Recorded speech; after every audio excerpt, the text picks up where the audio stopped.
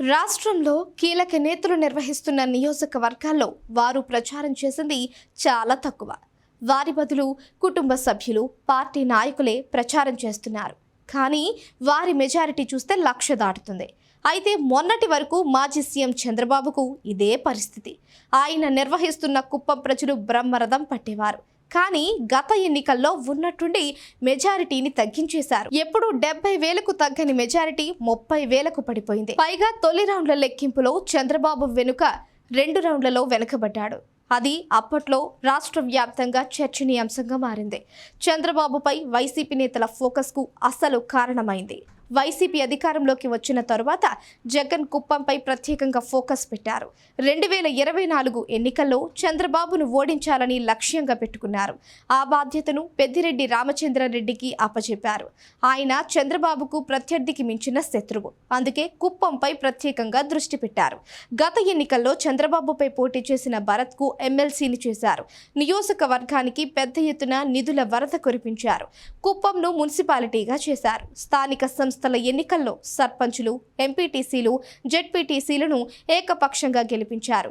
కుప్పం మున్సిపాలిటీని సైతం కైవసం చేసుకున్నారు. దీంతో చంద్రబాబును ఎలాగైనా ఓడించేందుకు ఒక నిర్ణయానికి వచ్చారు.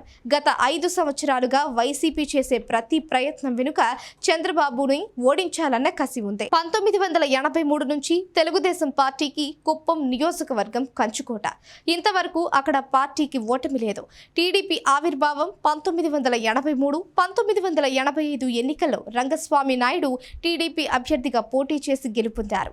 అదే సమయంలో కాంగ్రెస్ పార్టీ అభ్యర్థిగా చంద్రగిరి నియోజకవర్గంలో పోటీ చేసి చంద్రబాబు అభ్యర్థి చేతిలో ఓడిపోయారు.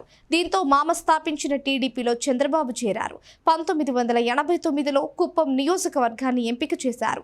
అప్పటి నుంచి ఇప్పటి వరకు టీడీపీ అభ్యర్థిగా ప్రతి ఎన్నికల్లో పోటీ చేసి చంద్రబాబు గెలుపొందుతూనే ఉన్నారు. గత ఎన్నికల్లో చంద్రబాబు కేవలం 30,000 ఓట్ల మెజారిటీతో గెలుపొందారు. ఈ నియోజకవర్గంలో కమ్మ, రెడ్డి, శెట్టి బలిజ, మైనారిటీ, దళితుల ప్రాబల్యం ఎక్కువ. 1955లో ఈ నియోజకవర్గం ఏర్పడింది. మొత్తం ఓటర్ల సంఖ్య 2,23,306. కుప్పం నియోజకవర్గం ఏర్పడిన నాటి నుంచి కాంగ్రెస్ 2 సార్లు, స్వతంత్రులు 2 సార్లు, సిపిఐ 1 సారి గెలుపొందింది. 1983 నుంచి టీడీపీకి కంచుకోటగా మారింది. వరుసగా 7 సార్లు చంద్రబాబు ఆ నియోజకవర్గం నుంచి ఎమ్మెల్యేగా గెలిచారు. అందుకే అక్కడ చంద్రబాబును దెబ్బతీసి రాజకీయంగా సమాధి చేయాలని జగన్ గట్టిగా డిసైడ్ అయ్యారు. అయితే ఎట్టి పరిస్థితుల్లో వైసీపీకి ఛాన్స్ ఇవ్వకూడదని చంద్రబాబు గతంలో ఎన్నడూ లేని విధంగా చంద్రబాబు తరచూ కుప్పం వెళుతున్నారు. మొన్నటికి మొన్న ఇంటింటా ప్రచారం చేశారు. 2024 ఎన్నికల్లో 1,00,000 ఓట్ల మెజారిటీని చంద్రబాబు లక్ష్యంగా పెట్టుకున్నారు.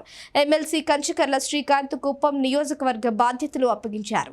చంద్రబాబు వ్యూహాలను శ్రీకాంత్ అక్కడ పక్కాగా అమలు చేస్తున్నారు. కుప్పం నియోజకవర్గంలో బలహీనమైన ప్రాంతాలు బలం పుంజుకోవడానికి ప్లాన్ చేస్తున్నారు. కుప్పం పట్టణంలో చంద్రబాబు సొంతింటి నిర్మాణం కూడా చేస్తున్నారు అంటే ఏ స్థాయిలో అలర్ట్ అయ్యారో పరిస్థితిని అర్థం చేసుకోవచ్చు.